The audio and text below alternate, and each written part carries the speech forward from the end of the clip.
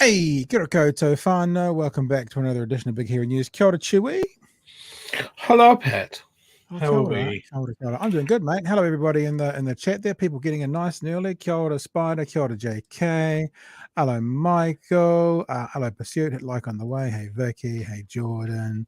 Hey, Emma. Lots of people jumping into the chat right there. Welcome, welcome, welcome to you all. Now, fun show tonight. We are talking... There's an issue we want to talk about tonight, which is not necessarily in the news, but I think it's a good thing to talk about because it's an issue that I think many of us, you included, you watching, wonder about on an individualistic level, on a level of how do we get around the world without offending anybody? You hear people talking about, I don't want to be cancelled. I can't say that. I'll get cancelled. I can't post that. I'll get cancelled. When you're someone who creates content or you have a platform, that comes in the form of who should we and shouldn't we platform. And I think I won't be as arrogant and say we always get it right, but I think most of the time we pretty much get it right and we decide what we want to do and we go for it. And if we put controversial people on, we challenge them and we tell people what we're doing and yada, yada, yada, yada, yada. But it's kind of come to another head recently and we've just decided we should talk about this, when to platform and when not to platform people. Well, and even what platforming is. Yeah, true. And actually, I won't reveal this yet because we've talked to Mandy Hager this evening, Nikki Hager's sister, an award-winning writer in her own right. And she is joining us via the international medium of pre-recorded video a bit later on today, and we're going to have a chat with her about it as well. Also, there's a chance we might have a chat with Calvin Morgan about it. He's got a sick kid at home at the moment, but he's keen to jump in if he can. Oh, I haven't sent him the link. I have to send him the link while we're playing a video or something. So we are going to talk about it. We're going to talk about when to platform and when not to platform someone. And this might be a little bit of my old talkback, have a huge kind of side coming out, but I think it would be a great talkback topic. So we're going to open the Discord tonight. We'll open it for the last kind of third of the show. And we're going to give you a chance to share your thoughts on when do you and when don't you platform anyone.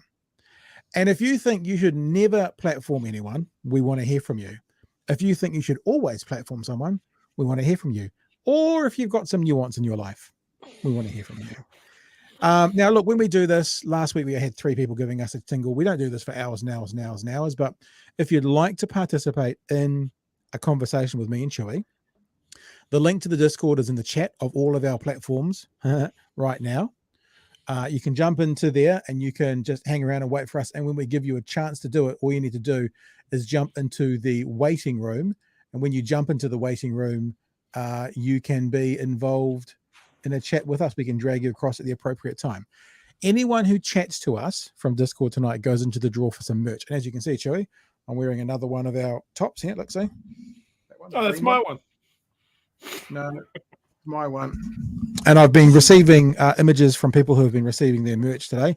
So what I've done, this is what I've decided to do. So as you know, if you're regular, you have your Metamucil and your regular, is we do a order every Friday. So rather than today's promo code Mandy Hager's joining us. The promo code is Mandy. Finishing at 10:30, the promo code goes to 8:30 tomorrow morning.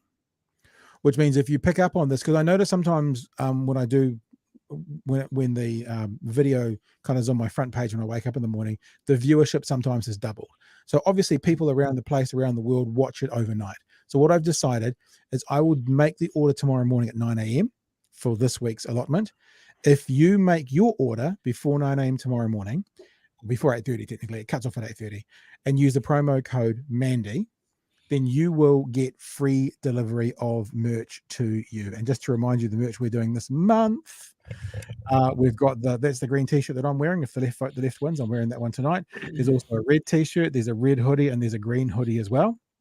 And then there's our merch, just a straight BHN. And I think I'm actually wearing that BHN hoodie in the conversation because that's all I wear now is BHN gear. And so you'll get to see that in there as well. And there's a black and white t-shirt and a black and white hoodie as well. And if you're wondering what the OB is, the OB stands for Original Beardy. If you're like me, a kid of the 90s, and you are into gangster hip hop, OG is Original Gangster. And we thought we need something to show us, to show you guys, to show people out there who bought these shirts when we first started. So anyone who buys any BHN merch, not the branded stuff, but the BHN stuff, in 2023 we'll have an OB on the back of it. So then in 10 years time, when we're got millions of viewers and doing millions of with the next Mr. Beast, then you'll be able to have a special bit of kit, a kind of limited edition bit of kit that'll be like, I've been on board since day one, I've got some OB here. So that'll be anything that sells in 2023 will have that. So I'm just telling you that for two reasons. One is to join us on Discord and you might win a t-shirt. That's what we're giving away, a t-shirt. We'll either give a t-shirt away or we'll give you a $50 credit if you'd like to buy a hoodie, right? So either way you can choose. And also if you're interested in buying it, you've got that promo code Mandy for free delivery active until 8:30 a.m. Friday morning. It's currently Thursday night as we're recording this, the 7th of September. So until 8:30 a.m. The 8th of September, that promo code will work for you to give you free delivery. All right, Chewy, what else? What else is going on? I'm going to try and bring this up. Somebody just flicked me a link, and this is just it's too good. It's too good to ignore, Pat. Oh fuck! It's not in it. Oh, have I just been hacked? No. I did something silly there. So. You clicked on the link you shouldn't have. This is so good. I just got to give him my credit card details and then we'll be sweet. No, I'm going to come back to it because I've buggered it all up. While you're buggering all that up, here we'll show you some gear. I think this is Nicole. I scared the hell out of Nicole the other day where I knocked on her door and handed her a top. Nicole says, probably WFH.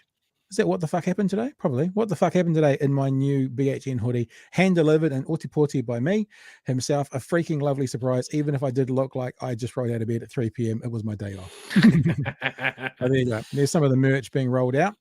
And also I wanted, here's something I'll show you as well, Chewy. This is sort of a little bit back to the news, right? Mm-hmm. Remember at the Posey Parker Albert Park situation, when Mandy Davidson was said to be hit. Mm-hmm. There's video footage that I've just seen for the first time today of that happening. I don't know if you've seen this, but I've just seen it for the first time today, the actual video footage of it happening. And I'm going to play it because it's pretty shocking, right? It's not shocking like there's not blood or anything. So yeah, it's not sensitive, but I'm shocking. And I'm shocked to see the response by it. This is not a joke, by the way. I'm not setting it up to be some funny joke. This is Mandy Davidson coming out onto the pedestrian crossing, having the bike scream past her. I'll show it to you, then I'll tell you a couple of things about it. So there's the pedestrian crossing. There's Mandy coming out. Oh my God. And getting knocked.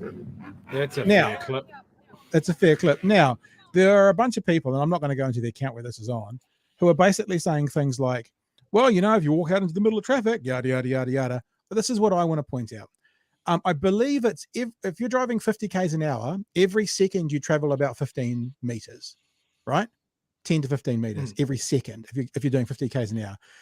A motorbike goes past Martima, and then let's count together how many seconds there are till the next motorbike comes, right? So have a look. There goes the bike. So it's 2, 3, 4, 5, and then the next bike comes past that next her. So if it's 5 seconds, that means that bike is probably 60 meters away when she walks out. So for all you fuckers who are saying, oh, you walk out in the middle of traffic, it's going to happen. There was probably 50 to 75 meters warning for that bike to stop. There is no way on God's green earth that that's anything other than intentional. Because if you're on a bike, you're looking where you're going. And if Manama can stand there like that, with her camera or her cell phone for 5 seconds and you're doing 40, 50 k's an hour, you've traveled 50 meters. It's disgusting. And I wanted to show it to everyone to make sure everyone knew. It's also a pedestrian crossing. Yeah. So people were saying out on the road. But like in the chat for that, people are saying, well, you got to make sure the path is clear before you step onto the pedestrian crossing. That's what they're saying. But that's the point I'm making, is that there's a 5 second gap between one bike and the next. So She has the right of way. It's nothing other than a purposeful drive-by, in my opinion. Yeah, the people saying, "Oh, you've got to look." No, the onus is on the driver.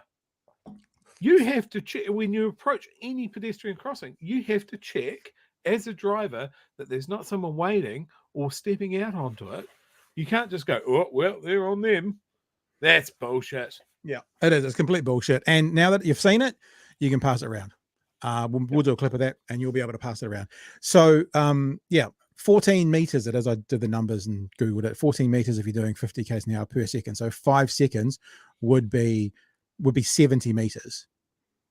So a motorbike coming 70 meters away, that'll be when Marama held her hand and camera up 70 meters away. They chose not to stop. So that's really, really, really appalling. Sorry to start the show on a bit of a downer, but I thought that was important for people to see. And I don't know how much that's been shown, how much that's out there. I don't know if you've seen it, Joe. If you haven't seen, maybe it hasn't been out there a lot. But I only saw that today for the first time. I'd seen a blurry clip from a different angle. So I hadn't seen that one before. Well, the thing about that, here, let me show it one more time. The thing about that is that you can actually see a bike go past and count. So we know that there was a chance to stop. Okay. So there goes donk 1, 2, 3, 4 to 5 seconds. So even if it was 4 seconds, that's 50 meters. 50 meters that they had to stop. So yep, pretty shocking. So I've sorted out what someone flicked me just as we went live. Okay. I had to do some fast work in the background. There we go. Sneak preview of X new campaign. Careful, we might be head up for lying like everyone is at the moment. And they also have another one here that I thought was quite good. It's not showing that, is it? This is so smooth. I'm so good at this. Window. Share, bear. There we go. We'll share that there. It's very good. It's very good. I don't know, but I love to see truth in advertising. So we are going to talk a bit about that tonight. We're going to talk about scenarios in advertising versus lies versus truth, because there's been some more news today about Labor not getting it right in some of their advertising, and the situation with Nicola Willis about they were real people. Let's delve into the word real. That's been interpreted. They got interpreted by many to mean they were the actual people you were talking about in your advertising. And then Labor does it the right way. They just go and lie straight away. They just tell fibs. That's the way you do it, and like Chewy does. But before we get into that, and before we get into the platforming conversation, let's have a look at this poll. There's actually a poll that came out today that I've teased, but there's actually another poll that I've just seen the results from as well. And the poll that came out today was the Post, the newspaper formerly known as the Don Post.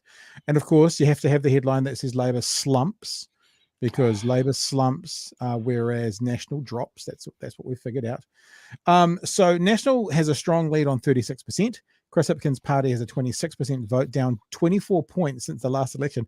It's not like down 1.5 since the last poll, down 24 points since the last election.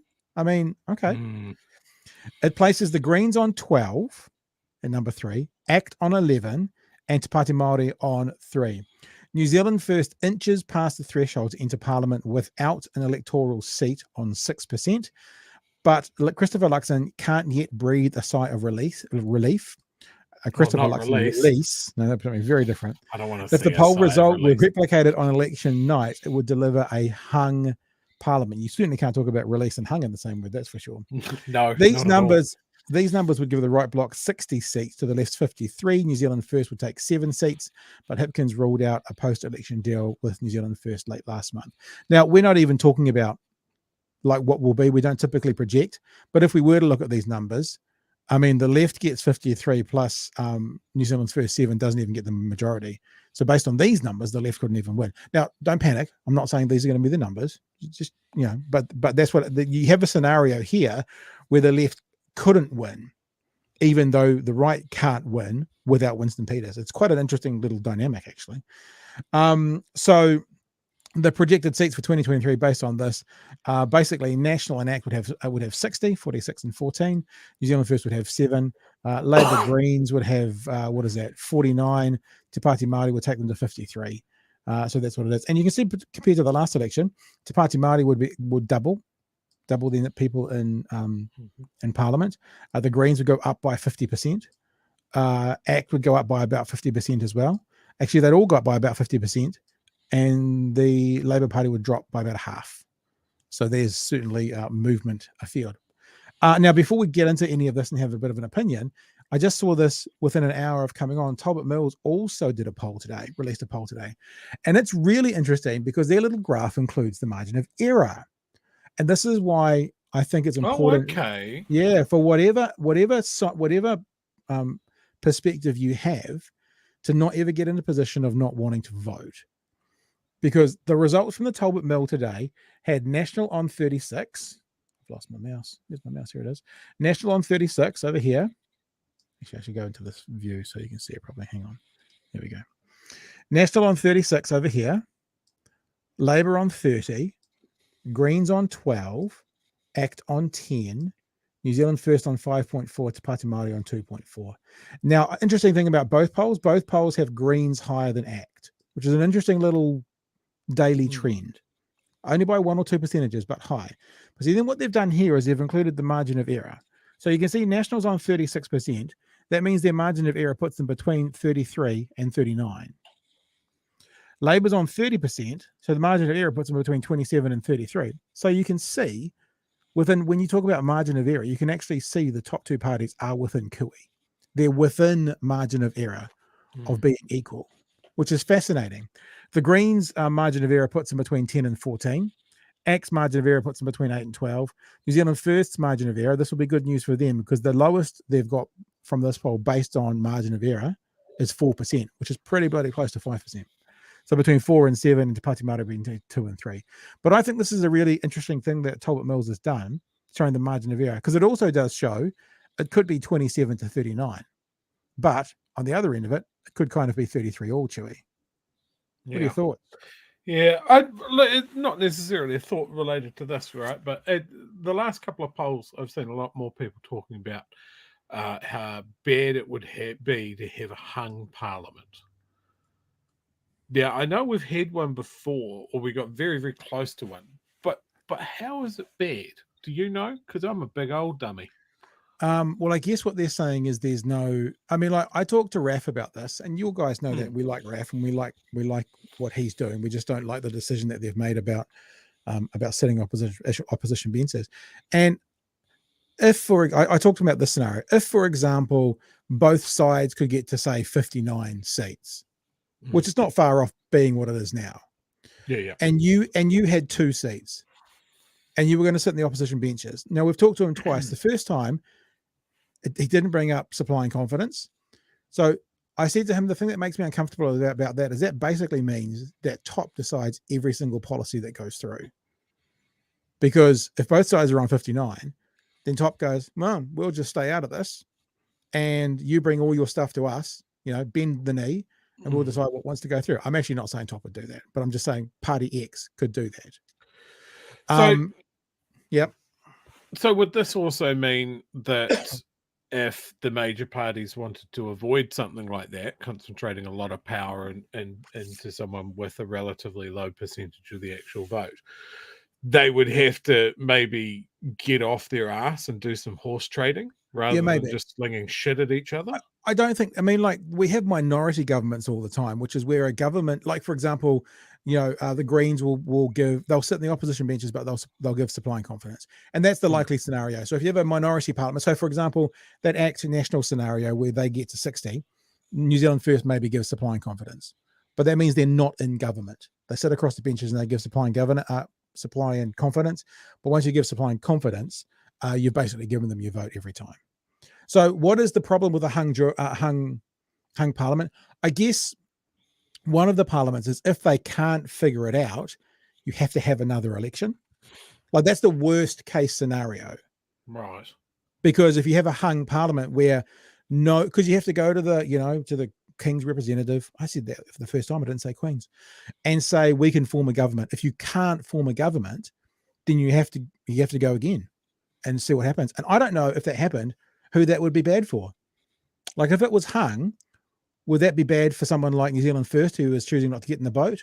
Would it be bad for Labour because it's just one more thing we have to go through and we're just going to blame you for that no matter what? I don't know.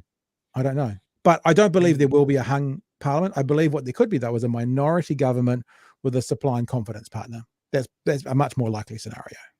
Yeah. Okay. Thank you. I consider myself educated now. Well, I'm the wrong person to educate you. Remember, dumbest guy in the room. No. I'm going to have to defend this tooth and nail. Nobody can pass anything if it's hung. That's true, unless they do, or one party can pass everything. If it's hung, although I'm ignorant now, but would they be able to even form a minority government? Because if they can't go to the Governor General and say we can form a government because we have enough seats, if it's hung, so if it's 59 and some parties got 2 and they don't do it, then I guess they can't, because who would then declare themselves? They probably couldn't. So maybe a hung parliament's not actually even feasible in practicality, only in principle prior to making a final deal or having to run it again. Yeah, Jordan says it as well. The only reason it's bad is we go back to the polls. Simon says hung parliament is this people have this old school first past the post nonsensical thinking about it. Yeah, lots of stuff in there. Hung parliament and MMP is basically impossible. Well, it's impossible because, as I said, I don't think you could go to the Governor General and say we can form a government, because if you can't form a government, then what can you do? Like even if it was like 55 seats to the left and 59 seats to the right, and then there was a party that had 7, so both sides could get in, I don't think the right still couldn't go to the Governor General, I would think, and say we can form a government, because they haven't got enough partners to pass legislation. So yeah, I probably think it is impossible to have that, but it's not impossible to have a minority government with someone giving supply and confidence, which has happened before. Is that kind of the situation that the closest we got to that is what got Winston to get Labour across the line last time? As Labour was essentially the first party to convince Winston to do something. I mean, everything, when I hear more knowledgeable commentators than us talking, many of them say Winston was literally just sticking it to National. If my memory's correct, that was like the government didn't form until a couple of weeks after the election. Last time, you mean 2 times ago, not last time, because it was majority. Yeah. Sorry, 2 times ago, because I was in Australia when it happened, and me and my partner did a wee dance in the middle of an intersection.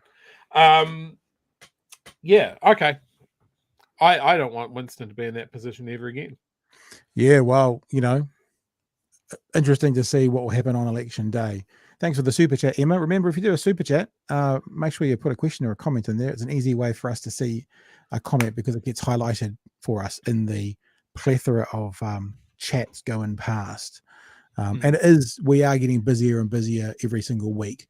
So the non-highlighted chats do get harder to see. And I'm not doing this as a pitch to you to do anything, like not asking for your money for the super chats, but I'm just being honest with you as we see the super chats more easily because they're highlighted in our system more so than the other. All righty then. Any other chats we want to get to while we're there? I haven't started anything, no. Shit. No. All right. Let me show you, lovely people. It's already in the chat, so you can go and check it out for yourself. Let me explain to you what Discord is, in case you're not au fait with it. I'm not very au fait with it, so let's be blunt. Here it is. People sending us photos and stuff of their shirts that are turning up, which is great. So in here is all the lovely people who are in Discord right now. Yep. And down here in this bottom left-hand corner, there's a waiting room right there. You can see me hovering over it. If you drag yourself across into the waiting room. You can wait there, and then don't do it. I mean, you can do it now if you want to, but we're not going to be doing Discord probably for 20 minutes or so yet. But I'm just giving you a heads up as to how you do it. Get into Discord, the links in all the chats, and pop yourself in the waiting room. Have your mic turned off, but then when we come to you, obviously you turn your mic on, and then we get to have a lovely chat with you, and we get to chat with as many people as, well, not as many people as who wants to, because, you know, let's be reasonable. Yeah, a couple of people, and you'll go into the draw for some merch as well. Dun, dun, dun, dun, dun, dun. Wombat Holio. Is that like corn Holio, but Wombat Holio? Good reference, maybe? Yes. Right. It's so nice to finally find commentators talking about our issues. Kia kaha. Oh, that's what we try and do, Wombat. But when you say our issues and you've got Wombat in there, there's an Australian reference, maybe? I don't know. I'm all for wombats. Like, wombat's very high on the list of animals we should be able to keep as pets. Yeah, they're pretty adorable, eh? Wombats, capybaras, raccoons, just all sorts. I want a menagerie of exotic but friendly animals. Wombat says a little bit later on, it is haha. So the corn holio, some keeping on my bunghole, is the reference point. For those of you who don't know, that's Beavis and Butthead. So I'm a child of the 90s. So you had to explain that. That makes me feel very old as well. Yeah. All right. Hey, let's have a look at this. And this is, I put out a tweet this morning, which was like, what the actual fuck with this story about Nicola Willis. But as I've, watched the melee on Twitter since and had a few more thoughts about this, I'm kind of thinking, is this a National Party issue? Or is this something that all parties do? And today, National's just getting criticism for it. Or is it different? And I'll tell you why it might be different, because of the photos they used. And I'll explain that why in a second, because a few people have sent me some images through the day. Actually, lots of people have sent me images through the day. National confirms tax brochure case studies were fictional scenarios. National Party Deputy Leader Nicola Willis has confirmed case studies in election campaign material where people commented on how National's tax policy would affect them were made up. So this is the important part, where people commented on how National's tax policy would affect them were made up. So they were sold as interviews, real people, but they were scenarios. Now, you might argue straight away, well, they haven't done the tax cuts yet, so how can anyone be commenting on how it would affect them? That might be enough, but we'll keep going and have a look at a couple of the other examples. To accompany the launch of the party's new tax plan, National produced a 28-page brochure under a headline, How National's Back Pocket Boost Supports Kiwis, with 7 case studies understood to be real-life people in Aotearoa. Nathan, an 18-year-old school leaver in Whangarei, was photographed in a local cafe where it said he worked 40 hours a week. Meanwhile, Alice was a building apprentice in Christchurch with a photo of her in a hard hat and high-visibility clothing over in Whakatane. Retired couple Bob and Jackie were relaxing at home on their sofa. When questioned by AM show host Ryan Bridge if the images were generated by AI, because remember they had an issue with that a wee while ago, Willis said no, they're real people. Ooh. Now, there's an image. There's Nathan, the cafe worker. But after a viewer did a reverse image search on the image of Nathan, it was found out to be a stock image with the caption, Cafe handsome Asian man waitress cashes in order bill register, working happy at coffee shop. Similarly, Bob and Jackie were stock images of an elderly couple with a television remote. The same goes for Alice, the female tradie in Christchurch. As Willis faced an onslaught of questions from media this week on how her tax policy adds up, she was also asked why she claimed the people were real. She then confirmed the images used were actually stock images. Yes, they were stock images, but they were real people, Willis said. When Ryan asked me about this on AM this morning, I thought he was saying these AI generated people, they are photos of real people. But later in the day, Willis changed her position. The scenarios they were talking about, though, and how National's tax plan would affect them were fictional, which didn't come up till later in the day. So originally they either said or they implied that the images were stock, but the stories were real. Later in the day, they said that they were fictional. The stories are characterizations, Willis said. So we are simply choosing to do this is work through examples of how the tax would affect to different households in different circumstances. And then we have taken stock images and put them next to stories. They are scenarios. I think that's probably all we need to do for now. What a wild ride. Yeah, but listen, let me just, because this is, and I wonder if it's about the photos, because here is the greens. Jess works in an organic plant nursery, making $55,000 each year. Basically, it's a scenario. Now, I wonder, you can see this is a cartoon. It feels like, and I'm trying not to be biased here, but it feels like the other one based on the photos were sold as real people's stories. But this one based on the artistry are sold as this is a mock-up. Yeah. But I could be wrong. My bias could be shown, but that's how I wonder. And when Nicola Willis was asked if they were real, then she said yes. A lot of people interpreted that as the stories were real. And whether she was or wasn't, I guess what she's saying now is she was implying that the images are of real people, not AI generated. In other words, they're not computer generated images. They're real people who have been photographed for these stock images. There you go, Joey. Thoughts? Well, she flubbed that. I mean, I think...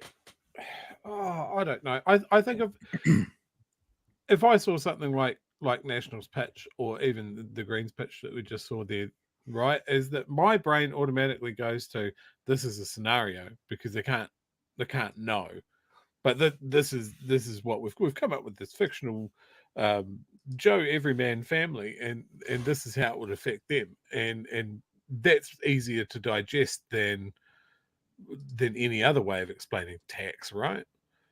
But yeah, when you have a photo of a real person, that blurs the line a little bit more. Yeah, I don't know. Hey, I mean, I'm trying to be fair. I can understand what she's saying.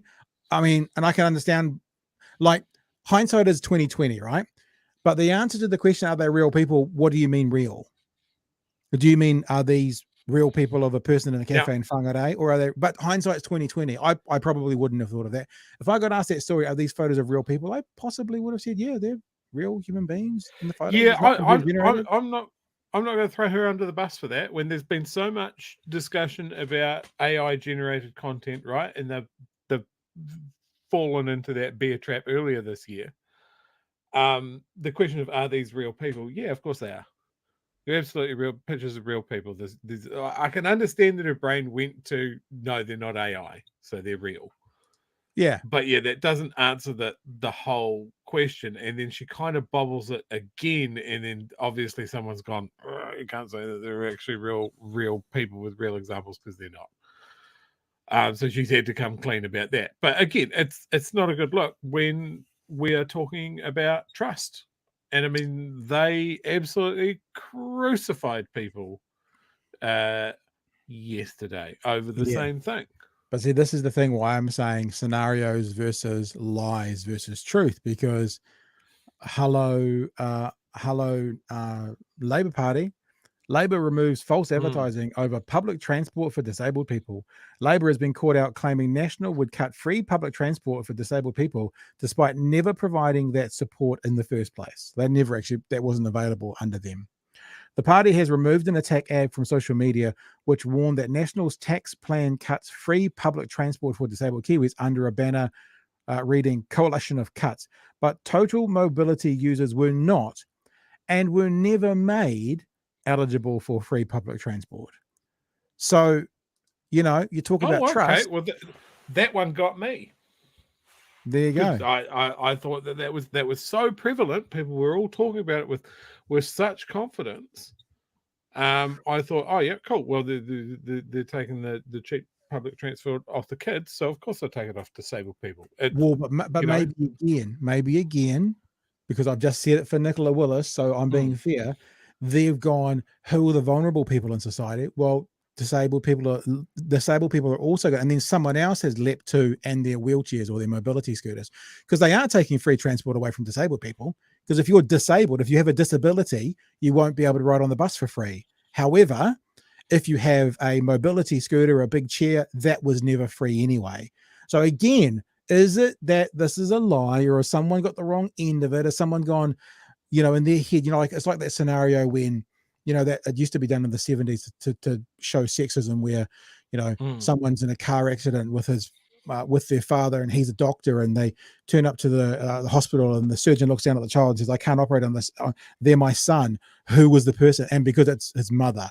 And in the 70s, people would never think the mother could be a surgeon as well as the father could be a surgeon. So maybe someone just didn't think, disabled people can't have, legs. Maybe they've all got mobility scooters. And so we're just going to say mobility scooters, although they didn't know. So, how much of this, but also how much of this is just poor form? I mean, pretty amateurish politics from both sides, really. No, absolutely. So I know that probably all the campaign leads and all the marketing people and everyone involved with advertising this campaign for all the parties is currently listening to us right now. Get real close. Fucking do better, all of you. Do better. Like, workshop this shit and make sure you're not deceiving and telling fucking lies or tripping over your own goddamn feet. I feel like this is Grumpy Man's show today, because you know what else I'm going to say? And I'm also going to say fucking do better, voters. Like, honestly, I was annoyed today when I saw something going around the Twitterverse, right? This image was going around the Twitterverse. CTU poll has margin of error of 3.5%. 1,000 people were polled. And there were so many people going, oh my gosh, this is amazing. I always knew it. I knew it would be like this. Oh my gosh. Oh my gosh. And I looked at that and my bullshit nerve went off.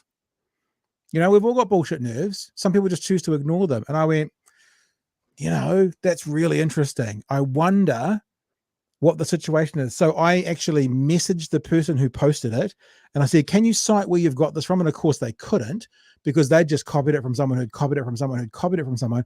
So what did old Pat do? Old Pat phones the CTU, because I'm not wanting to post things that are not correct. Old Pat phones the CTU. And of course the CTU tells us, no, we don't do polling. That's fake. And the CTU media person who phoned me back said, and anything you can do to tell people it's not real, please do it. So I don't think I can make it look much more fake than that, can I, Chewy? So I put it out there. Now, when I say please do better, voters, right, you got taken, right? You got sucked in, right? Fair. People started posting my fake image that you're looking at right now, if you're watching, onto the other Twitter feeders who had put the other image, and they didn't take their image down.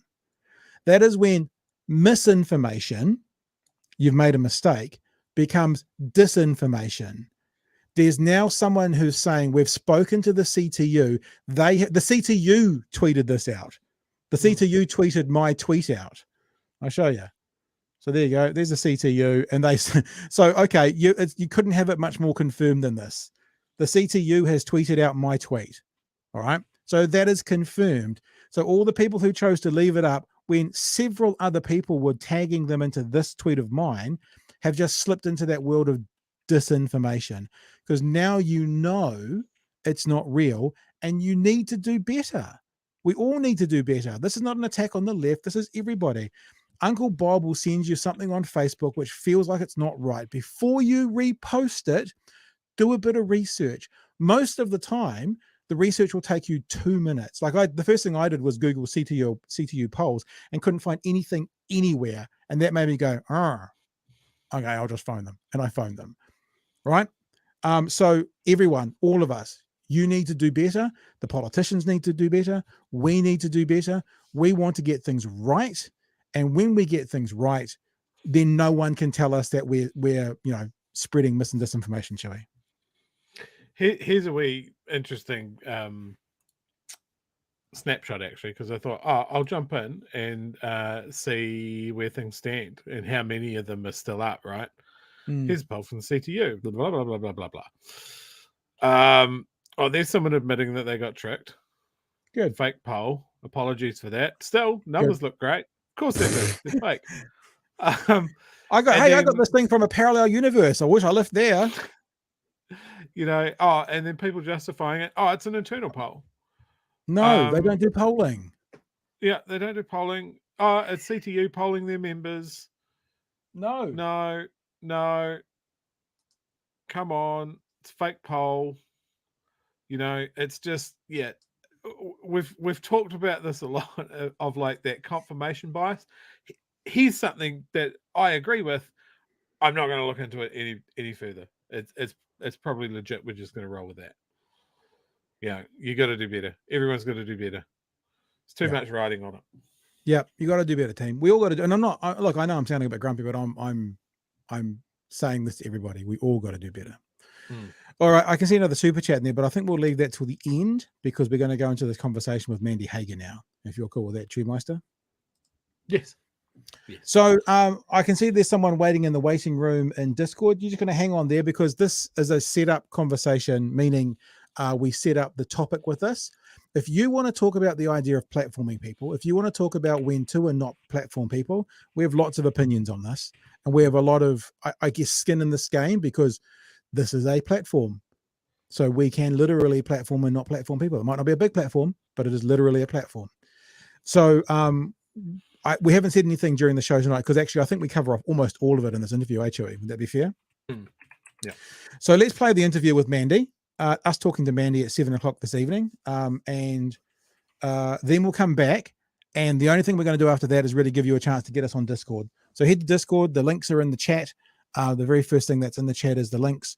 And if you want to chat with us, you'll get a chance to win some BHN product. It can be the Left Wins t-shirt, or it can be a BHN hoodie, which you're going to see in a second I'm wearing in this interview.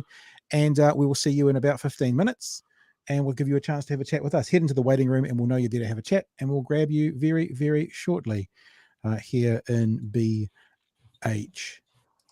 There we go. Here we go. It's always got to do this properly, don't we? We do it properly. Put my volume up. Bloody good idea. Here we go. Joining us in the show right now, award-winning writer Mandy Hager. Mandy, thanks so much for joining us. Thank you for having me. Talk about awards, mate. I was having a look at your bio. Traveling to France and spending time there on the Catherine Mansfield Fellowship, and there's some pretty good awards in there. It's not just like little old radio awards like some of us, but it's like big time, real big time. It's been very nice, yeah. I feel like over 30 years though, remember. We often say, Mandy, we like being the dumbest people in the room, and this kind of feels like one of those moments. And the thought that came to mind was this one from Wayne's World. We're not worthy. We're not worthy. I thought that felt a bit appropriate. But hey, look, thank you for joining us. The reason I've asked you specifically to join us is you and I have had an interaction about this topic, and I'm more than happy to talk about that and get your views on that. And you can tell us what you think we got right or got wrong. It's all open for conversation. But a few weeks ago, we wanted to talk about anti-Semitism, and especially within the realm of the whole Bradley Cooper Jew face controversy.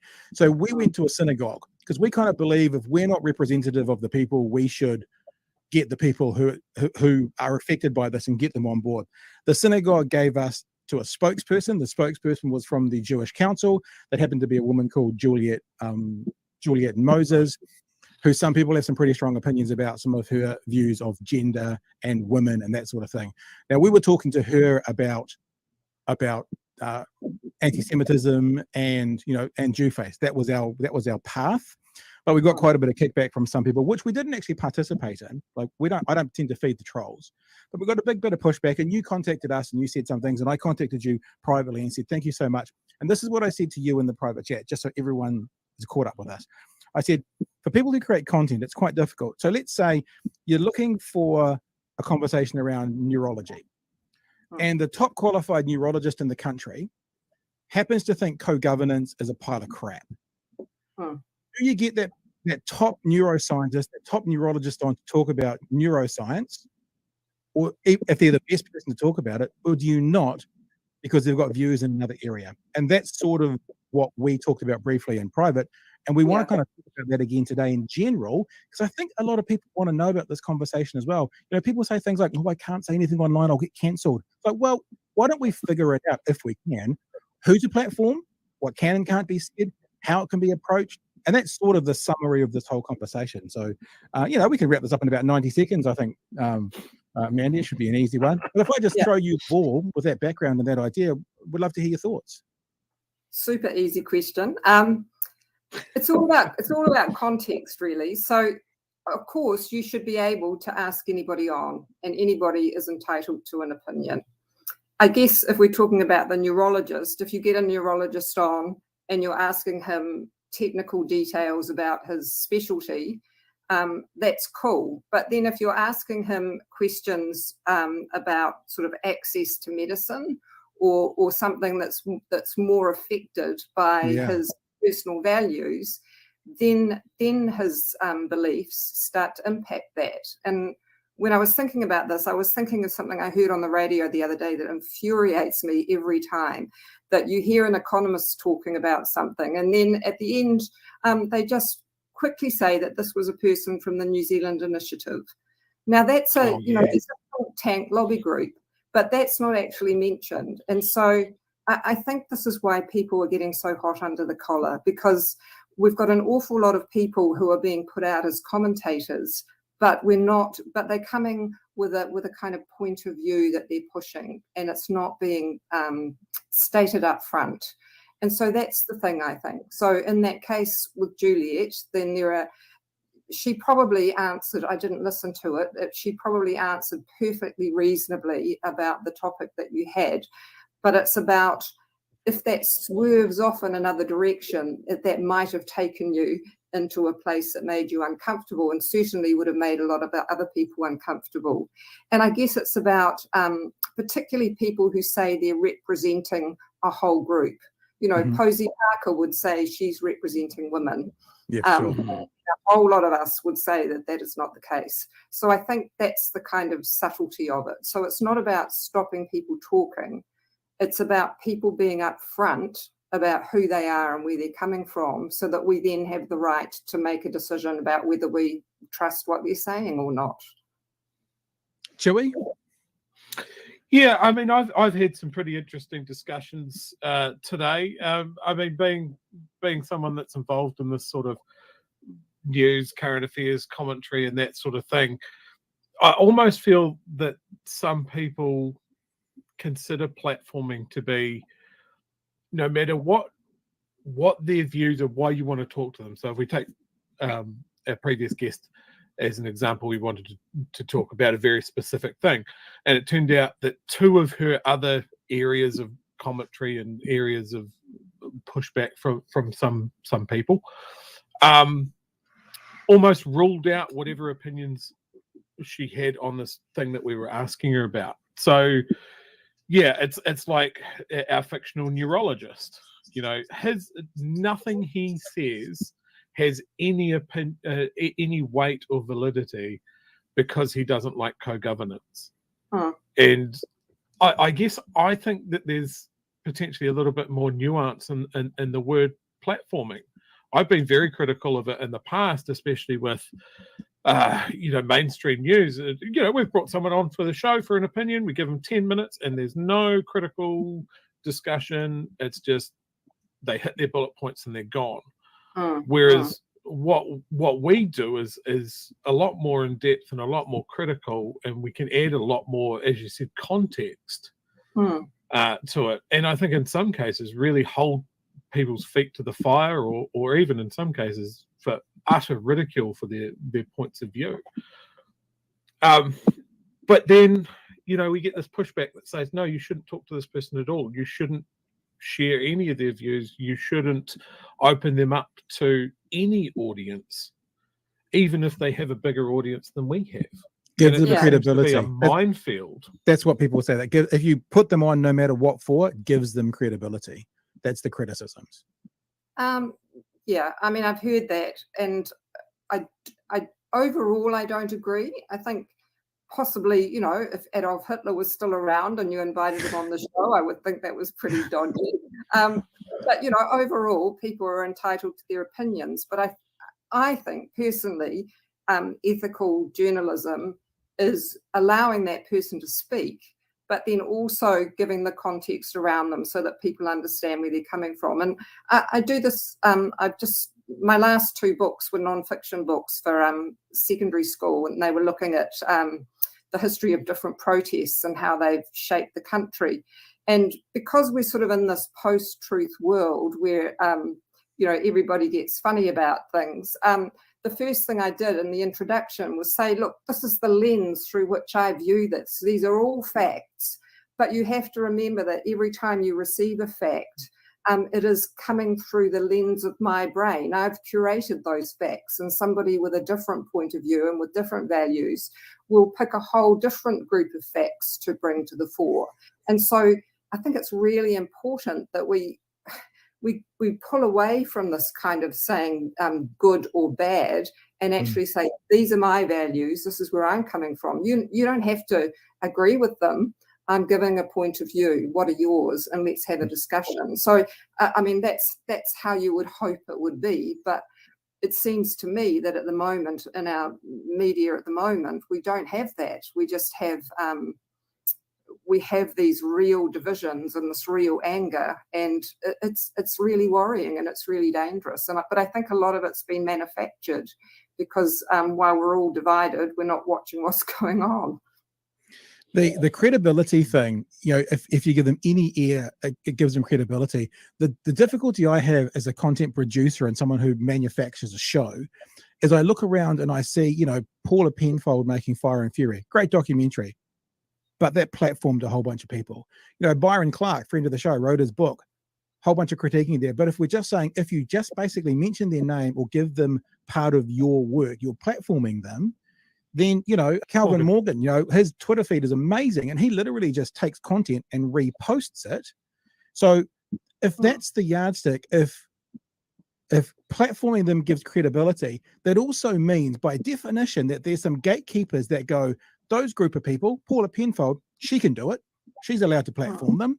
But those group of people, they can't do it. And I don't, that's what I struggle with. Because it's either like anybody platforming them gives them credibility, no, or nobody platforming them. But there seems to be a conversation at the moment in this sphere where there are some gatekeepers, anonymous, nameless, whatever, who have an almost like an elite group that are allowed to do it, and everyone else is not. And I'm really confused about that, because as much of a troublemaker as I can be, I'm kind of a rule follower. And I'm like, look, just give me the rules. I'll play by the rules. I'm happy to. But when the rules are different for every person, it's like, what am I fucking supposed to do? I don't have an answer. I'm just being real about it. I do really think that in a way, we've been backed into this corner where we keep getting presented with stuff and there's no nuanced debate around it.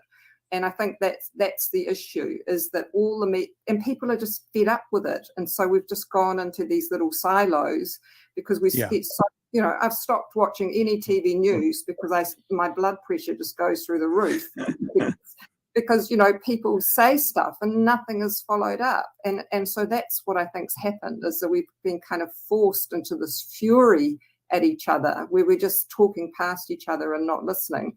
But I think what you guys are doing is great, because you do kind of discuss it and do it. So yes, I contacted you and said, were you aware this person had other sides to them? But that doesn't mean you shouldn't be talking to her. It's just so that you, as the presenter, are aware of that, so that if you slip some of those other conversations, you would have the context around it.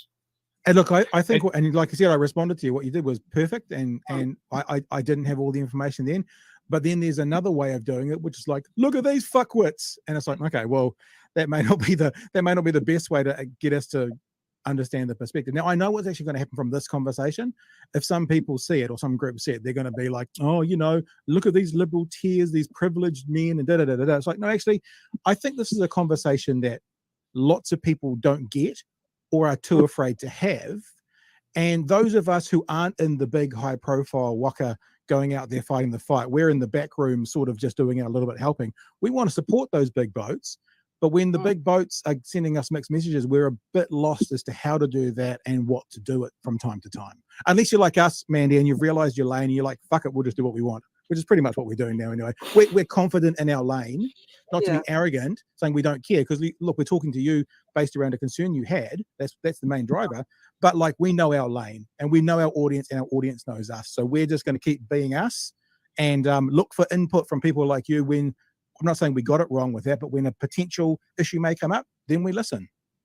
Yeah, and look, I mean, I think that's all you can do. If I look at, my brother Nicky's career, if he worried about, what was said about him, he would have given up years and years ago. But you just have to do what you feel strongly is the right thing to do, and then just quietly go away and do it. And we all kind of approach it differently. I do it through writing novels or other, writing for kids. He does his thing, you do your thing. And, to me, all that matters is what is the heart of this person and what is their intention. And if the intention is a good one, then I'm fine with it. Love that. Joey, anything to wrap up? Thank you very much. I mean, when we refer back to this interview that said everybody off, we had your message and we had all of these angry people, and I reached out to a few of my friends and I say, hey, we're getting some really weird pushback on this person. You're involved in this community, but what can you tell me about them? And it was, she is dreadful. and here's 4 or 5 other people you could ask for the same thing. And I mean, that is also really helpful. Hey, guys, here's some better people that you could talk to for what we do is enormously helpful. But at the end of the day, we're just trying to do our best, and I think a lot of people are. And a pitchfork-wielding mob is not going to advance your cause. It's not going to build your tribe. And it's potentially going to do damage to the message. And I just wish people could see through that. It's right to be angry, but focus it. Yeah. But we're not given much opportunity to know how to do that anymore. I mean, no. And social media has distanced us from the actual people speaking. So it's very easy to be rude and aggressive and combative when you're not face-to-face talking with someone, and you're probably not even talking to somebody whose name because most people aren't brave enough to even put their names out there. Yeah. So it's kind of it's turned us all into the mean kids a bit because we can hide behind that. So it is really hard. But again, the fact that you're talking about it and making an effort, and you might get somebody on. Anybody's capable of getting somebody on who then potentially might, look at all those ACT candidates that have just been discovered to have all this stuff in their past. They looked okay to somebody at some point.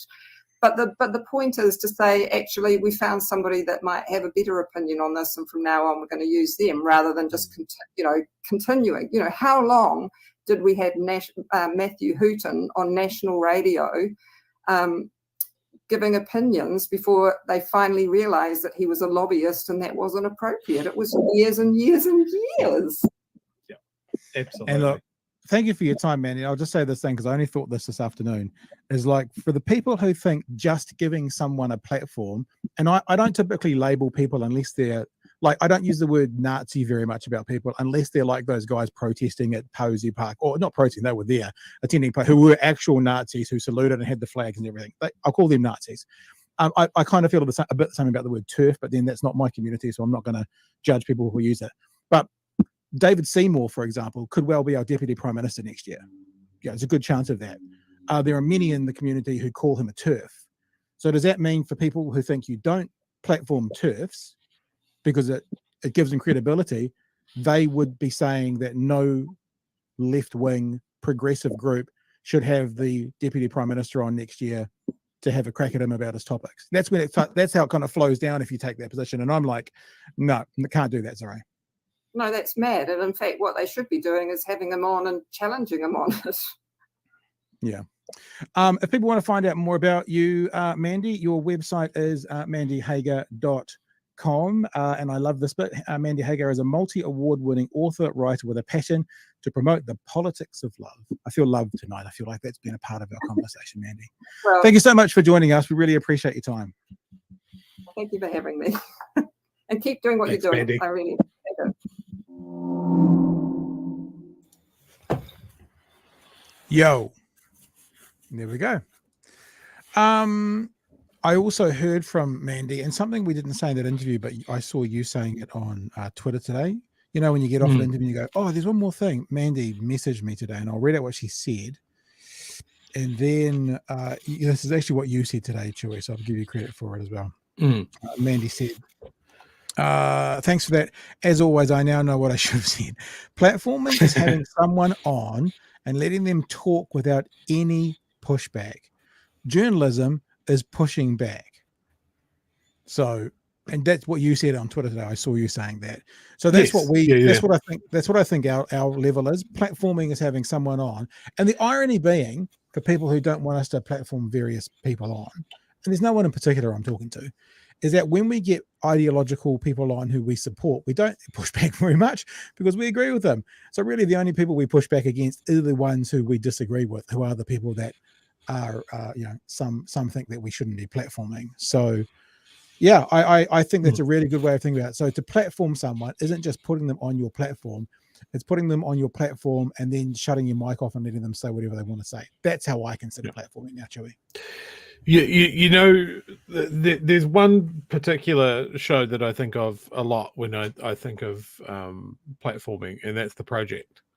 Right. Because they have such a brief runtime, and they try to cover so many subjects. When they have someone on, there's no time for context. Yeah. Whereas, as all of you guys experience, we invented the 90-minute hour. So we give that time. And through all of the time doing this, there have been several times where there has been an in-depth discussion between me and Pat and the people in our lives about whether we should talk about a subject or talk to a particular person. I sometimes feel when these people come at us that we're just winging it, that we're just like, fuck, I don't know, let's see. No, there's often robust discussion. I also think it's and I don't want to sound arrogant here, but I also think, these gatekeepers that I'm talking about that are like saying fine to the people who are doing it and chastising other people who are doing it. What they're saying is those guys know how to do it. You guys don't. Whereas I would push back against that because I think in our little world, we do all right for ourselves. But that's what it feels like. It's like we can trust them to do it. We can trust Paula Penfold. And look, journalistically, Paula Penfold's exponentially, further down the track than us. But what they're actively saying is we can trust them, so they get a pass. We can't trust you. That's how it feels to me. It might be a bit precious, but that's how it feels. I also, and this comes from my interactions today, very much so, is that often we get criticism from people that almost read the headline or see the thumbnail and go, I formed an opinion and I'm going to rage tweet it out. They don't watch it. They don't. They're not familiar with our work. They haven't seen any of the other shows. They haven't watched a subject that they're all angry about. And so they make a decision. They make a decision on what I stand for or what you stand for or what position that I'm going to take. And it sticks out. It really sticks out because it's like, well, you're not mentioning anything that we spoke about. You're not showing where we went wrong. You're not pointing out what we could have done better. You're just angry. And I get that. There are communities where all you've got left is anger. But don't push away people that could be helpful. Or don't push away people who want to learn as well. Or maybe try and meet someone not even halfway, just some of the way. And I've seen examples of that, all of those things this afternoon. I was lucky it was quiet at work today. And most importantly, we've got a new sound for our soundboard. We're not worthy! We're not worthy! We're not worthy! So there you go. All right. Hey, let's see if people want to have a bit of a chat. We're not going to do this for long because we're already 64 minutes into our 60-minute program. But I'll just reiterate what you do.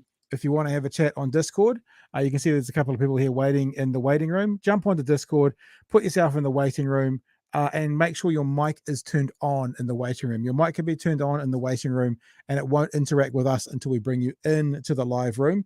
So Arab King, we're going to bring you in first. So make sure your mic's on. So when we say g'day, you can say g'day back. And would love to hear your thoughts around the platforming conversation. Happy to have that. If you think that you should never platform these people, welcome to. I still don't know what to say. Call us. Connect with us. People are asking for the Discord code. It's in the chat already. It's all over my Twitter feed. But let me do it one more time. Invite people, copy, and I'll go into here and just go DISCORD and put it in there. And there we go. I'm putting it in the chat right now as we speak.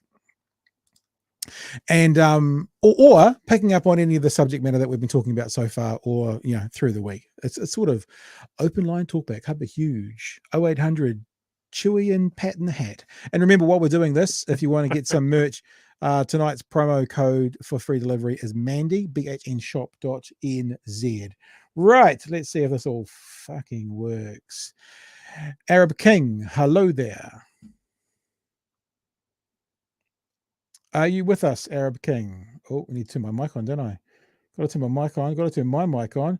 Arab King, there we go. That's better. I've got my mic on. Chewy, you need to get into their mic. Are you there, mate? Hey. We got you. We can hear you. I guess I'll thank you guys for doing the mahi, Pat and Chewy, bringing on people like Bomber and the ideas that you guys are talking about. My question was kind of around political marketing, I guess. So it's a slight aside. I grew up in like Whakatane, where if you go on the wrong street, you sort of see a conga line of black power. So I grew up with like a rural New Zealand background, and it really made me empathize with heaps of people that didn't have anything. I eventually studied in Otago and went overseas to work, and I just ended 3 years in Norway. And it reminds me of how progressive that country can be and how I can bring that to New Zealand, or what concepts anyway. But I'm not very optimistic about this election, and I'm trying to think long term. I think centre left needs to be severely wounded and sort of need to be ambitiously reborn. So my question is really about like the regressive function that the centre plays, and how, if we can change it, or if it's just a matter of letting the dinosaurs pass. So I'm embarrassed when I tell people that there's a guy that nearly will come into government that wants to put offices in bathrooms, that when the election came, Hipkins burned the option of returning plastics and cans in supermarkets, which was super effective in Scandinavia. And that when the referendum happened, the progressive Jacinda politicized or hid her opinion so that she could get the centre votes. So, I just wanted to ask you guys, how do we change this sort of vicious cycle in the middle? How do we sort of introduce more progressive movements? I think it's a really interesting question. I don't know if there's sorry to be a dick, but I don't know if there's an answer to it, because when we talk about progressive, I think about like not the majority of the left. I think it's growing because I think the demographic for progressives is growing. So probably attrition is the way that we're going to get there. Although, I mean, if you've been listening to what we've been saying for months now, Chew and I have been saying is the problem with the Labour government is they're too afraid to go to places where there are popular policies like a wealth tax or like a capital gains tax. They're popular amongst 50+% of the population. So these quote unquote progressive policies seem to be becoming more mainstream. So I don't actually know why they don't want to do it. I have to be a pessimist and go, I mean, they don't have donors like the US has donors, but certainly money influencing politics. Maybe they don't want to piss off the people who are the Labour Party elites from the last 40 years who sit in those areas where the money is. I don't know. But I think the attrition is the natural way to become more progressive, because there's that old saying that, if you don't vote to the left when you're young, you've got no heart. And if you don't vote to the right, you've got no brain when you're old. I don't actually agree with it. I think what happens is the previous generation becomes a little bit more conservative. So boomers are more conservative than Gen Xers, who are more conservative than Gen Ys, who are more conservative than Gen Zs. So as the generations go on, we get naturally more and more progressive. So to a Gen Y, me as a Gen X looks like a boomer. And they're just naturally becoming more progressive. So a long-winded answer, I think, to say to you that I think it's probably mostly going to come through attrition, waiting for the oldies to die off, and it'll get there more and more, unless we can get someone leading that Labour Party who's a vowed socialist, Chewie. No, I'm kidding. Who might actually go, hey, dicks, these are actually popular, and dragging them there. But I would think it's more likely to be through attrition myself. What about you, Chewie? Yeah, like a lot of what you said echoes with me, right? So I grew up in a similar town, but in the South Island and around the same similar things. My background is a lot of my childhood. I remember my dad being unemployed through factories leaving town and all of that sort of stuff. So, you know, that's always been in my mind, and that's always been how I vote. Not necessarily for me, but for we is, you know, how I sort of roll. And I think Labour's definitely lost their way, and they've become very much a centrist party rather than a workers' party. And a lot of the people that I talk to very much echo what you said. Well, maybe they need to take a hiding in this election to realize where they're going wrong. And maybe that's sort of natural culling of members when they receive a hiding and they go into the opposition benches and a leader resigns because he lost an election. Hopefully better talent comes through. I wish it wouldn't be like that. I wish they would, like as Pat said, just see, oh look, all the research says that the capital gains tax is a hugely popular thing. Oh, all of our supporters say that free dental care for everyone is. We're just going to steal the Greens' homework. We're just going to take it wholesale. I wish they would see that, but there's a lot of people, you know, as you said, that think they're on the left and they're in the centre, or they're worried about doing these big transformative changes. They're like, no, we'll just take it slow and steady, and we'll get there in the end. In the meantime, people are hurting. So, yeah, I don't have an answer anyway. Well, I think one other thing is the problem as well with having the left burn down, like razed to the ground so they can rebuild, is then you get 3, 4, 5 cycles with the Donald Trump type character, and what damage that could do. How long will that take to recover? But who knows? But Arab King, you can wrap up, Arab, if you want to say anything else, and then we've got a couple of other people that want to speak, so we'll move on. So how do you want to wrap this call up? Yeah, no, that was very instructive. Yeah, thank you for everything you guys do. It's a really good exposure, and it's always good to have a progressive perspective. Cool, man. All the best. Hey, thanks for being a part of us tonight. And let's get. Come on, I had to. Fair enough. Hey, Politikiwi, how are you, mate? Yeah, doing well, lads. Doing well. Yourself? Yeah, good. How's the Greens going to go, my friend? Oh, well, look, we're going to get over 15%. I'm calling it. What's up tonight? Oh god, that soundboard's not going to get annoying. No, doing well. I thought I would I'd take the bait and jump in a bit on that conversation on platforming, since it was the one just before opening it up. So I thought I typed a note so I could organize my thoughts better. Perfect. So I don't just ramble here. So I thought breaking it down into a few comments. First off, I understand a lot of the framing you were talking about before was on the Twitter mob, and for what it's worth, I don't think they're that representative of what was the thought I used? Oh, they're not representative of more than idle comments in people's idle time. Yeah, I agree. Which is often when they're given that criticism of, I know you were talking about it before, of they're not actually engaging with the content, and I think for a broad extent that's true, especially on the Juliet Moses stuff, because for what it's worth on that specific interview, I think you guys handled the examination really well. I think if we're talking about platforming, the only question you could ask about Juliet Moses was she the best spokesperson for the topic? To which I think the answer pretty reasonably is, yes, she was the best spokesperson given the time frame you guys are working on. Well, and also the thing you have to remember is we went to the Jewish community, and they said, "Here's our person for you to talk to on this issue." What do we then say? No, fuck off. Like, you imagine if we went to the Muslim community and they said, here's your person, and we go, don't want that. Or we went to the trans community, or we went to, whatever. It's like we actually did some due diligence, and then there were some problematic parts for some people. I mean, like, I'll tell you something, and this will get me grief. I think me and Cheery are in a different area. I would talk to Juliet again on issues around the Jewish Council. I don't know if Chewy's in the same camp as me, but if she's a spokesperson for the Jewish Council, if we're going to be talking issues about the Jewish Council, she can be a spokesperson for it. Now, other issues that she's controversial on, she wouldn't be my first choice. I'm not saying she's even my first choice for Jewish, quote unquote, Jewish issues, but if it was about the Jewish Council, if it was interaction with the Jewish Council, and she is their media spokesperson, what do we expect? No, exactly. I think tipping my hat to the standard sort of leftist, I'm going to use intellectual generously here.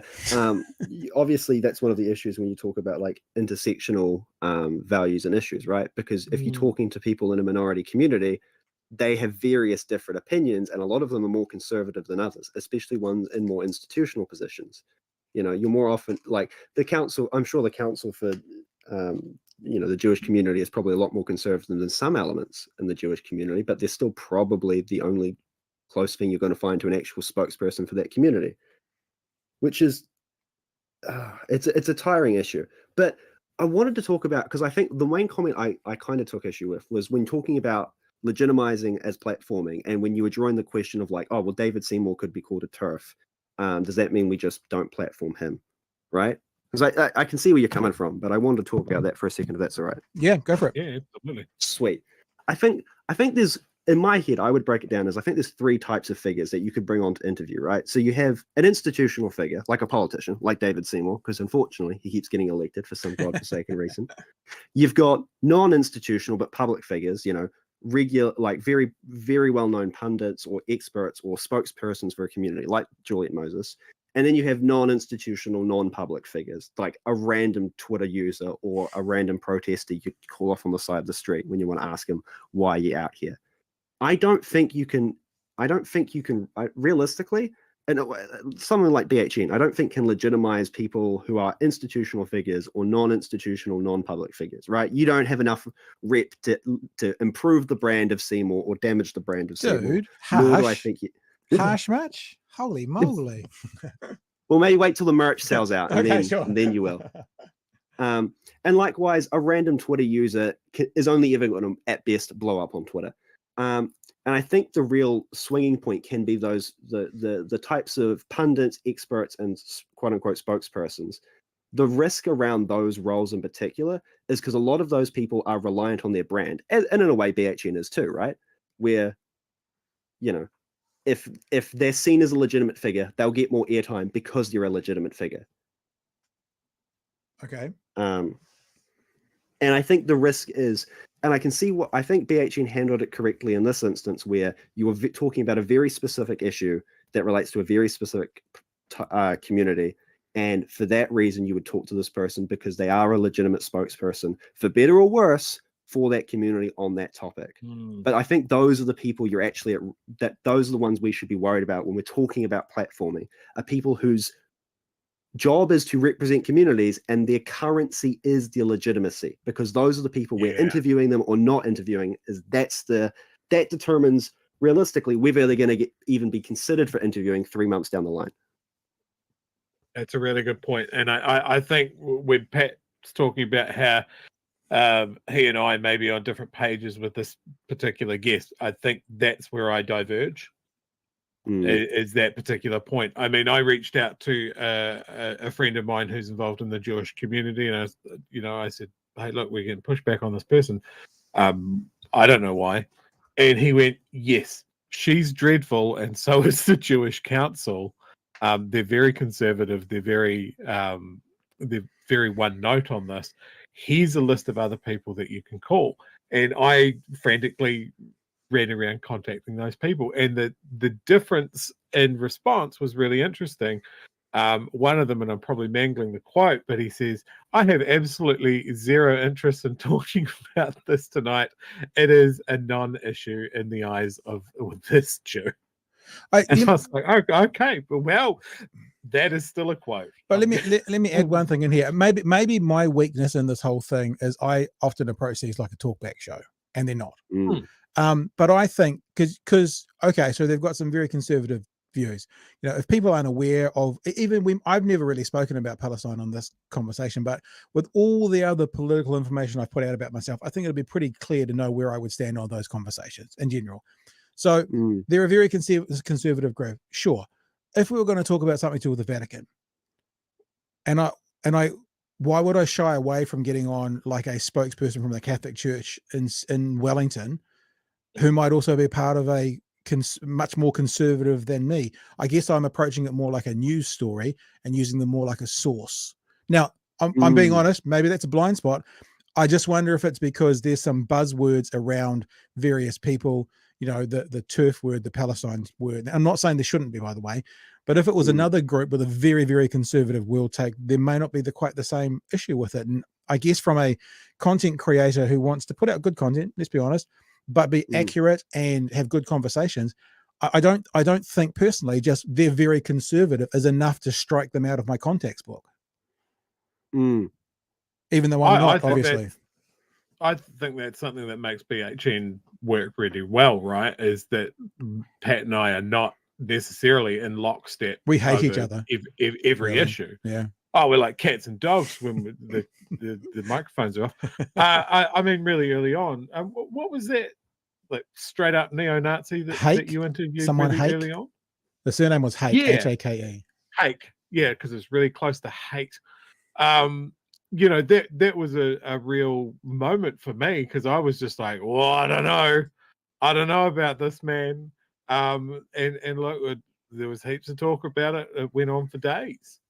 And then the interview went ahead, and it's a fucking good interview because it was literally, in my opinion, a masterclass of give him enough rope and he'll hang himself.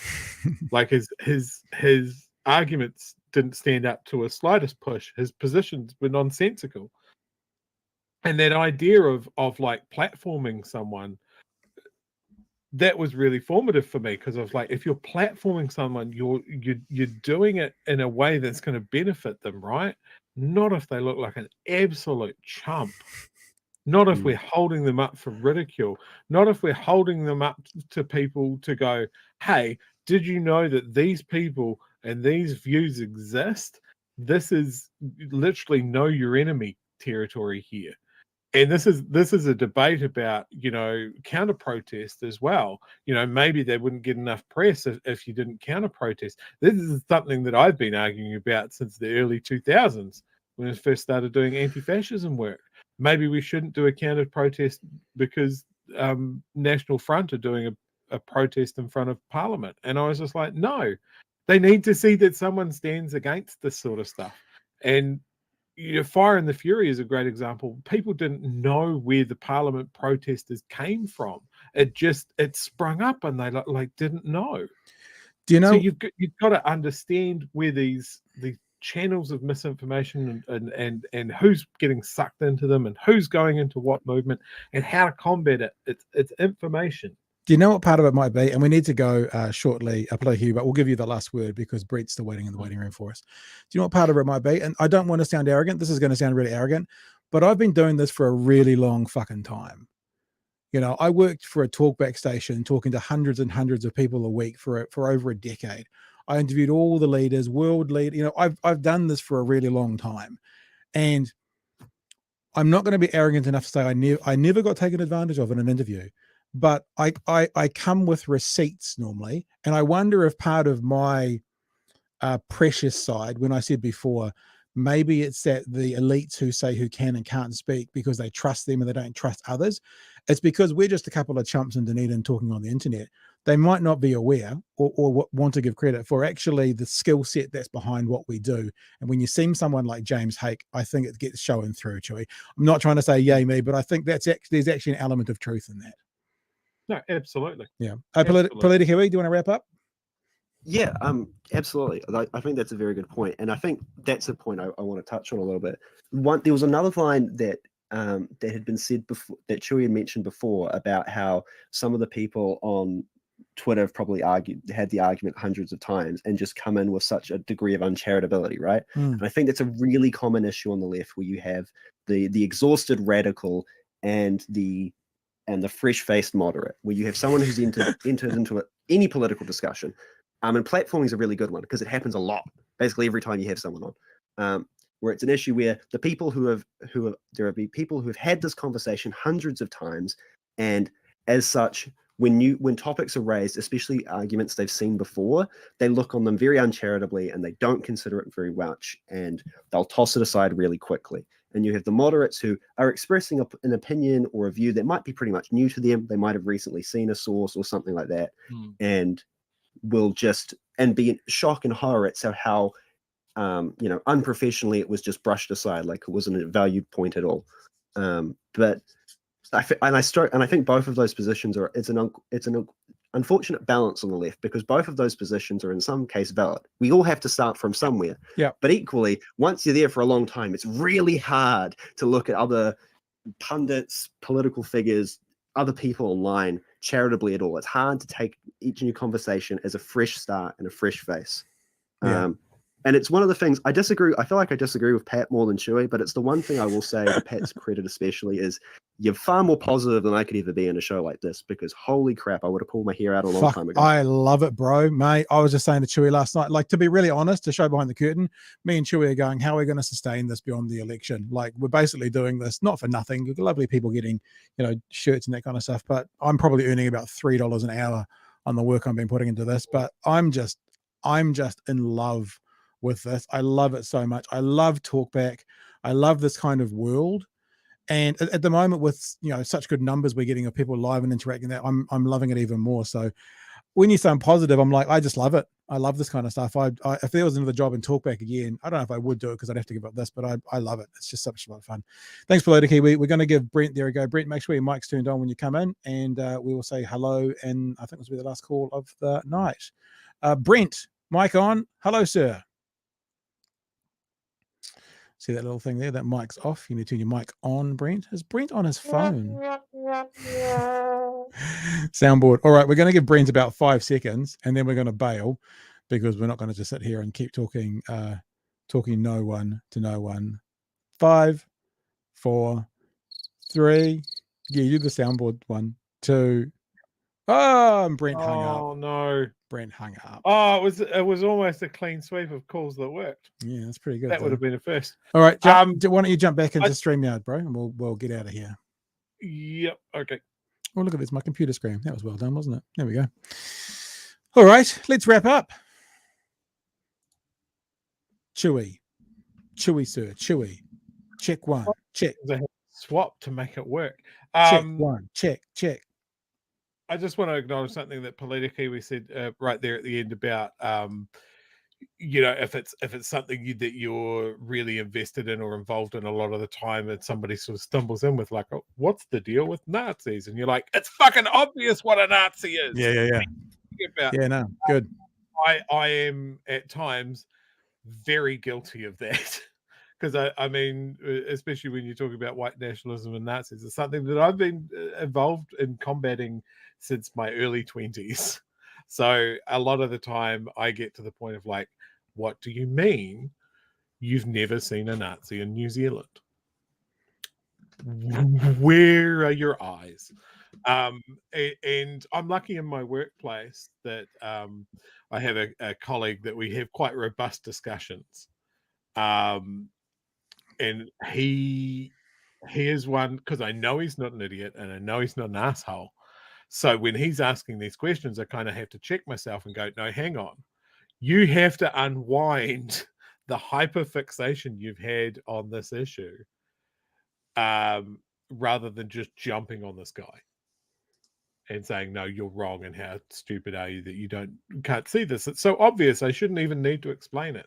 As not, it doesn't grow your movement. It doesn't get you supporters. It doesn't get you backers. And that's what you should have in your mind, especially when you're looking at, say, something not as contentious as neo-Nazis on your street, but even just the election. That if you want to bring someone over to your point of view and going, hey, maybe don't flick David Seymour a vote, maybe give it to the Greens instead. You have to bring them with you rather than just say, you are bad wrong and I am good right. I like you're speaking like, what was the Lone Ranger sidekick called? Tonto in the 1960s. You can't say that anymore. You can't say Tonto? Isn't that his name? No. But I think I've also come up What's with... his name now then? What's the correct terminology? I don't know. It was Johnny Depp. I didn't pay any attention. I think that could be a next t-shirt. What? Like bad wrong. Bad wrong. Bad wrong and good right. I'm just trying to have a look. Anyway, all right. I apologize if that's an insensitive word. I wasn't using the I word. Do you know I've got a Cleveland Indians cap just sitting right over there, which is now like bad. I don't wear it, but it's sitting over there from when it was. There is a guy, I've seen him online. You talk about the Cleveland Indians and their logo. Have you seen the guy that's a Native American that has basically the T-shirt that logo, but it's a white person and the team he supports is the Caucasians? No. It apparently gets so much shit walking around with it. All right, guys. Hey, thank you for being with us tonight. We're not 90-minute worthy. show. We're not worthy. We're not worthy. We're not. For you to be with us, that is. So we appreciate your time. I love getting on Discord. I love that a lot, guys. So thank you for you two who participate. Now, I listed here in no particular order. I went A, B, and C for the three people that we're going to talk to, but one of them dropped out. So the only ones I've got written here, Chewy, are B and C. So pick B or C, and we'll see who gets the merch. Because A was going to be Brent. You're picking B? B. You say B? That's Arab King. Arab King, Nice. If you message us in Discord, and if you do it before 8:30 tomorrow morning, we'll get the gear out to you next week. Go to bhnshop.nz. You'll be able to see all the stuff. I'll give you a $50 credit, so you can either get a T-shirt for nothing. We'll send it to you, or we can set you up with a promo code just for you, and you can go and buy a hoodie and get a $50 discount. So that's what we'll get for you, Arab King. Seeing you are on Discord.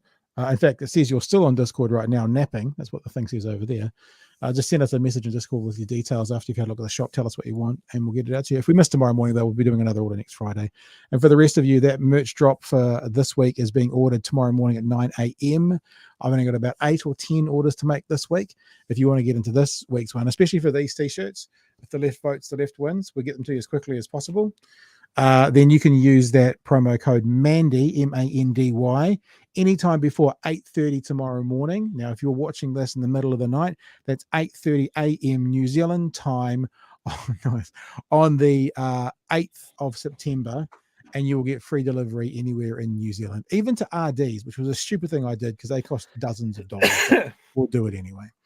So bhnshop.nz, get your merch, put your promo code in before 8:30 tomorrow morning, and I'll order your shirt tomorrow. All right.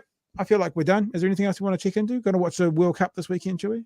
Sure you are. Didn't we just have one of those? Yeah, it's another one. Rugby.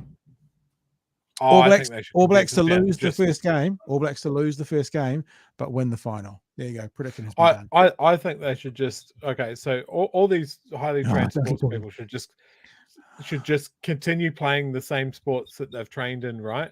But the World Cup should be all of those sports at the same time. Yep. At the same time. So like ice hockey and rugby. Yeah. I'd watch that. Okay. I'd watch that. Very good. We'll catch you all Monday night from 9 p.m. team. There'll be a whole bunch of clips and stuff going up through the weekend. So make sure if you are... Oh, and the other thing is TV3 has just announced their debate nights as well. They're only doing one with the main leaders and only 3 overall. And they all start the week after TVNZ. So Tuesday week is going to be the first debate. We'll live who's moderating? stream. I'm not saying to you because you'll have a hissy fit because you know. Oh, God damn it.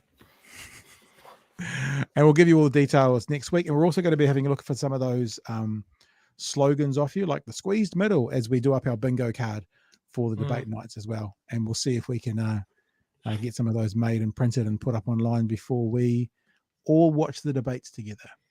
All right, team. Be safe over the weekend. We want to see you back Monday night from 9 p.m. Bring a friend with you. And we will be back when we're back which is Monday when we're back. Thanks for being with us. Hooroo team. Cheers, folks.